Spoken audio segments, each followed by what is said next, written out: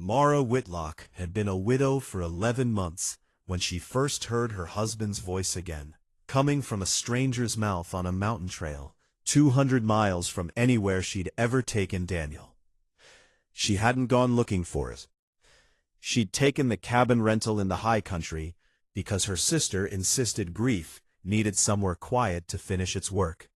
Somewhere without the house full of Daniel's coats still hanging in the closet, his coffee mug still in the drying rack, because she couldn't bring herself to put it away. The cabin belonged to a rental company 2 towns over, tucked at the end of a gravel road that climbed steadily into pine forest. And the woman at the front desk had mentioned, almost as an afterthought, that a man named Elias Ward lived further up the mountain and sometimes helped guests whose cars gave the road trouble. Mara's car gave the road trouble on her 3rd night, sliding into a drainage ditch during a hard rain. And it was Elias who found her standing beside it in the downpour, flashlight in hand, calm in the particular way of someone who'd found stranded travelers before. He didn't speak to her, not with his own voice anyway. He held up one finger, asking her to wait, and pulled a small black device from his jacket pocket, worn at the edges, a single row of buttons along its side, and pressed one with the practiced ease of long habit. A voice came out of the small speaker, warm and even, slightly compressed by whatever old technology had recorded it. "I'll pull the car out. Give me 10 minutes."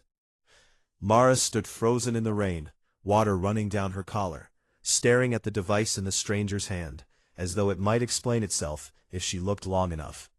It was Daniel's voice. Not similar to Daniel's voice, not the kind of coincidence where a stranger happens to share a certain register, a familiar cadence that reminds you of someone you lost. It was his exact voice. The small rasp at the back of his throat he'd had since a childhood tonsillectomy. The way he clipped the end of certain words when he was focused on a task. A verbal fingerprint she would have recognized blindfolded in a room of 1,000 strangers, because she'd fallen asleep to that voice for 6 years of marriage. She must have looked as stricken as she felt, because Elias, tall, weathered, patient in his stillness, tilted his head slightly, a question forming in his eyes that he had no way to ask aloud. He pulled her car free of the ditch with a chain from his truck, said nothing further that night beyond another 2 recorded phrases. "Watch that turn up ahead, it washes out easy," and "You're welcome, get inside before you catch cold," each one landing in her chest like a stone dropped into still water. She thanked him in a voice gone thin with shock, drove back to the cabin, and sat awake until dawn, trying to convince herself she'd imagined it, that grief made a person hear things that weren't there. She hadn't imagined it. She knew Daniel's voice too well for that. The next morning, she walked the mile up the gravel road to the small cabin at its end, driven by a need she couldn't fully name, not quite hope, not quite dread, something tangled between the two that refused to let her simply drive home and pretend the night before hadn't happened. Elias was outside splitting wood when she arrived, and he straightened at the sight of her, wary but not unkind, the same stillness in his posture she'd noticed the night before. She asked him, haltingly, where the voice on his device had come from. He set the axe down, considered her for a long moment, and then held up one hand, "Wait," before disappearing into his cabin and returning with a small leather case, worn soft with age, containing perhaps 30 of the small black devices, each labeled in careful handwriting she didn't recognize. He selected one, pressed it, and a new phrase emerged, still unmistakably Daniel's voice, but rougher this time, thinner, recorded at a different point in time. "This is track 4. My name is Daniel Whitlock. I'm recording these for the Ridgeline Voice Bank program, for anyone who's lost the ability to speak for themselves. I hope whoever uses these finds them useful. Take care of yourself, whoever you are." Mara's knees nearly gave out on the spot. She remembered it now, distant and half forgotten. Daniel volunteering 2 winters before his death for some regional charity that recorded voice banks for people with throat injuries and degenerative conditions. People who needed a library of common phrases to communicate through text-to-speech devices before more advanced technology existed for it. He'd done it for a weekend, mentioned it once over dinner, and she'd thought little of it since. One of 100 small kindnesses that had made up the unremarkable, decent shape of their marriage. She hadn't known where those recordings ended up. She certainly hadn't imagined they'd end up here, in a leather case in a mountain cabin, carried by a man who'd lost his own voice to some injury or illness she didn't yet understand, given new life through a stranger's throat every time he needed to speak. Elias watched her steady herself against the porch rail, confusion and concern plain on his face, even without words to voice it. And Mara realized, distantly, that he had no idea what he'd just done to her. He didn't know whose voice he carried in that case. He'd simply been assigned it, years ago, by whatever program matched voice banks to people who needed them, the way a person is assigned a coat from a donation bin, without ever meeting the one who gave it away. She should have explained herself. Instead, she turned and walked back down the mountain road, unable to speak past the sound of her dead husband telling a stranger to watch out for a turn that washed out easy. She came back the next day, because staying away had proven impossible. Elias was mending a fence line when she arrived, and this time he set his tools down immediately, watching her approach with an expression that had shifted overnight from wary confusion into something gentler, the look of a man who suspected, correctly, that whatever had shaken her the day before was something he needed to understand. She told him everything, sitting across from him at the small table inside his cabin, while he listened with the complete, unhurried attention of someone who had no voice of his own to fill silences carelessly, and had therefore learned to listen with his whole body instead. She told him about Daniel, the accident on a rain-slicked highway 11 months earlier, the 6 years of marriage before it, the particular quality of his voice she'd thought she would never hear again, outside of old phone messages she couldn't bring herself to delete. She told him about the voice bank program, half remembered now, a single dinner conversation she hadn't thought about in years, until his device spoke it back to her in the rain. Elias listened, and when she finished, he wrote on a small notepad he kept for exactly these situations. A car accident of his own, 4 years back, a piece of metal debris through his throat that had severed something no surgeon could fully repair. He'd been given the voice bank device during his recovery, along with dozens of others recorded by volunteers he'd never met and would likely never know, a library of borrowed voices he drew from every day, simply to ask for coffee, to thank a cashier, to tell a stranded traveler he'd helped pull her car free of a ditch. He hadn't known, writing on the notepad in slow, careful handwriting, that track 4 belonged to anyone's husband. He'd only known it belonged to someone kind enough to spend a weekend recording phrases for strangers he'd never meet. "I'm sorry," he wrote. "I didn't know. I can stop using that one, if it's too hard to hear." Mara sat with that offer for a long time, turning it over, surprised by how much the thought of losing that voice again, even second-hand, even borrowed, even coming from a stranger's device, rather than her husband's own throat, felt like a second loss stacked on top of the first. "No," she said finally. "Please don't."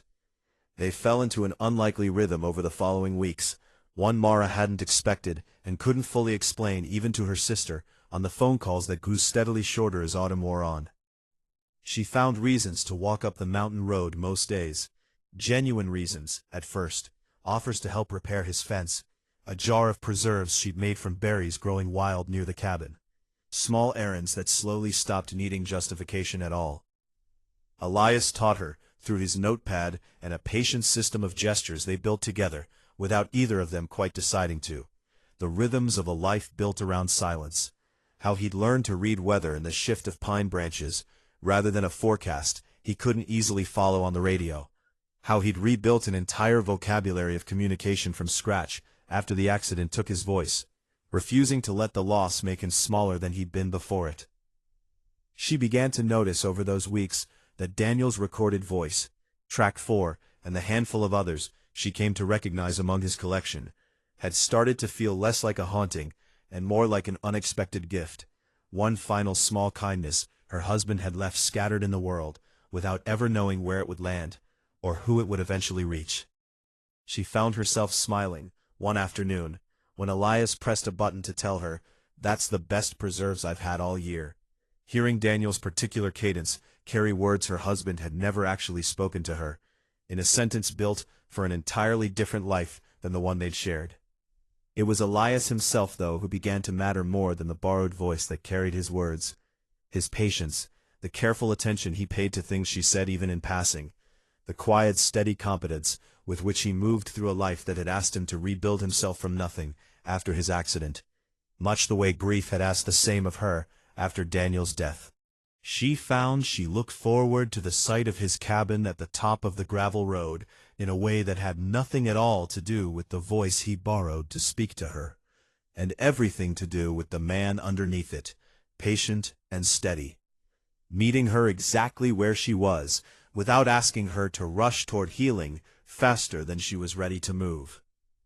It was late in October, the aspens gone gold on the ridge above his cabin, when she finally asked him the question she'd been circling for weeks without quite finding the courage to ask it directly. "Do you ever wish you had your own voice back, instead of borrowing his?" Elias considered the question for a long moment, then wrote his answer slowly on the notepad, turning it toward her when he'd finished. "I used to. Not anymore. If I had my own voice, I never would have met you." Winter arrived hard that year, sealing the mountain road beneath drifts deep enough that Mara's rental car sat useless outside the cabin for most of December. And she found herself, without quite deciding to, spending far more nights at Elias's cabin than her own.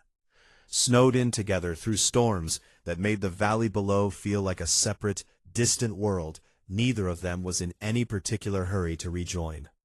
She had grown fluent by then in the language they'd built together. His notepad, his careful hand gestures, the particular tilt of his head that meant a question he hadn't yet found words for.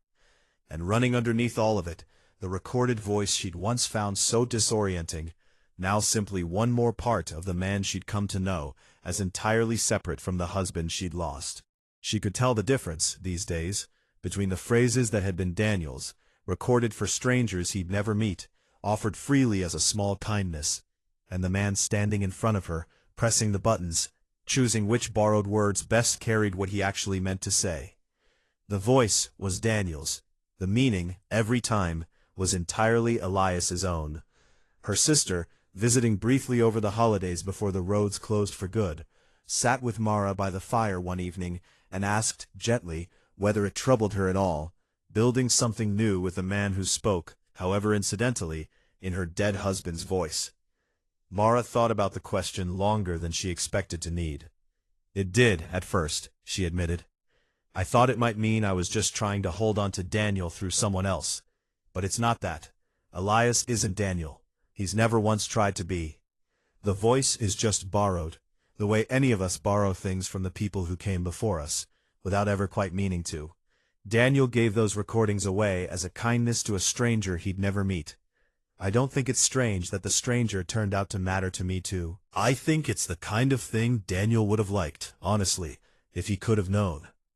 Her sister didn't fully understand, not that night, but she let the matter rest, watching her sister sit easier by a fire than she had in the 11 months since Daniel's funeral, and decided that was answer enough, for her own purposes. Elias asked her, in February, once the worst of the snow had begun its slow retreat, and the mountain road opened again for the first time in weeks, whether she intended to stay through spring, or whether the rental cabin's lease running out meant she'd be heading back down to whatever life waited for her at the bottom of the mountain. She'd thought about the question longer than she let him see, turning over the life she'd left behind. A house full of Daniel's coats she still hadn't packed away, a job she could do from nearly anywhere with an internet connection. A grief that had finally slowly, over these months on the mountain, stopped feeling like something she needed to escape, and started feeling instead like something she'd simply learned to carry more gently, alongside whatever came next. "I was thinking," she said, "that I might look at buying somewhere up here instead. If the mountain will have me." Elias's face did something she'd learned to recognize over the months, a careful, guarded hope, trying not to show itself too plainly. The same expression she remembered from that first snowy encounter on the porch, before she'd understood yet what it meant. He pressed a button on the device, and Daniel's voice came out one more time, carrying words that had never once been his own to say. Words Elias had chosen deliberately from among the dozens available to him, because they said more plainly than any words of his own composing might have managed, exactly what he meant. "I'd like that. I'd like that very much." Mara laughed, soft and unguarded, the sound of it surprising her as much as it seemed to surprise him. "You know," she said, "one of these days, I'd like to hear what you actually sound like. Whatever that ends up being. Just yours." Elias considered this for a long moment, then set the device down on the table between them, and reached instead for her hand, answering the only way he had left that belonged entirely and only to himself. She understood it perfectly well, without a single borrowed word required.